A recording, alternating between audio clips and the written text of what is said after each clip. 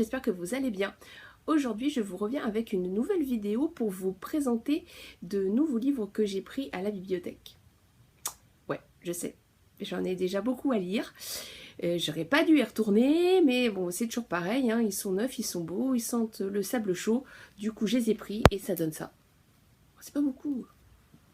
Regardez. Tout petit, tout petit comme ça.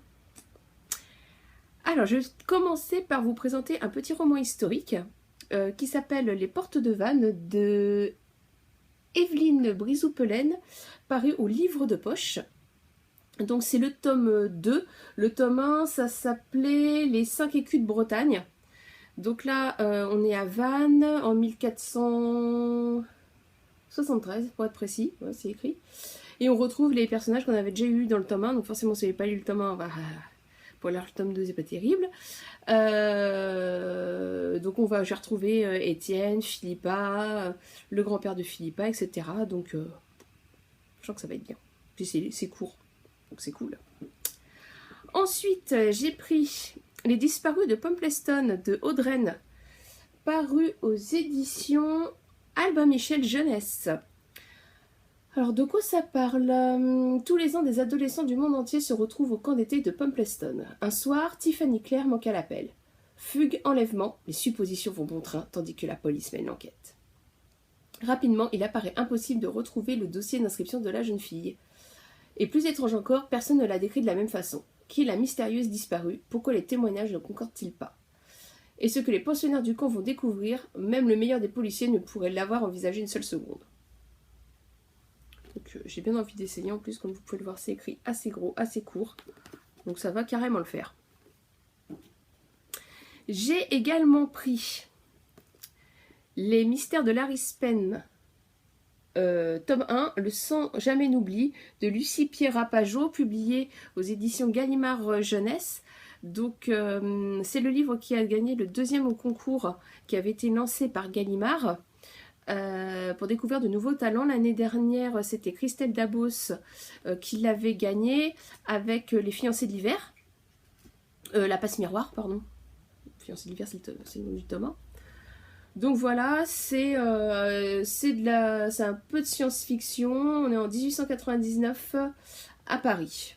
Voilà.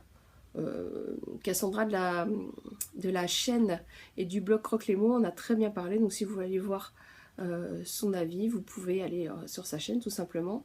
Moi j'ai envie d'essayer. Donc ça parle de quoi? Dans cette cité-état indépendante où les bouchers constituent la caste forte d'un régime populiste, 3 destins se croisent. Liberté, la mécanicienne hors pair, Carmine, l'apprenti louchébem, et Nathanaël, l'orphelin au passé mystérieux. Tandis que de grandes festivités se préparent pour célébrer le nouveau siècle, l'ombre d'une société secrète vient planer sur la ville. Et si les frères de sang revenaient pour mettre leur terrible vengeance à exécution? À voir. J'ai également pris, pour rester dans le trip, Paris au 19e siècle, mais c'est plus de l'historique celui-ci. Juliette, la mode au bout des doigts, de Gwenaëlle Barusso, paru aux éditions... Alors, c'est Fleurus, je pense. Attendez, oui, c'est Fleurus.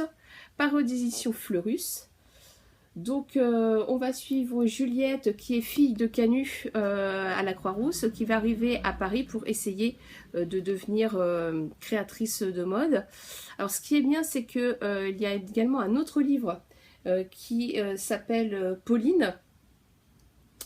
Et les deux personnages vont se croiser dans une petite chambre au-dessus des grands magasins. Je pourrais vous faire d'ailleurs une vidéo en comparant les deux livres. Moi j'avais beaucoup aimé Pauline, j'espère que celui-ci va aussi beaucoup me plaire. Et en dernier, j'ai pris, sur les conseils de Marine Carteron, l'auteure des Autodafeurs qui me l'a survendu, j'ai pris Dans le désordre de Marion Brunet, paru aux éditions Sarbacane.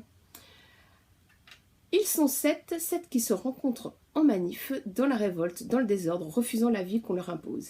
Ils décident de vivre ensemble, en squat et en meute. Et au cœur de la meute, il y a Jeanne et Basile qui découvrent l'amour, celui qui brûle et transporte. Elle me l'a vendu, elle m'a dit qu'il fallait absolument que je le lise, donc voilà, je l'ai vu, je l'ai pris. Voilà, donc c'était une toute petite vidéo book haul bibliothèque. J'espère que cette vidéo vous a plu et je vous dis à bientôt. Au revoir!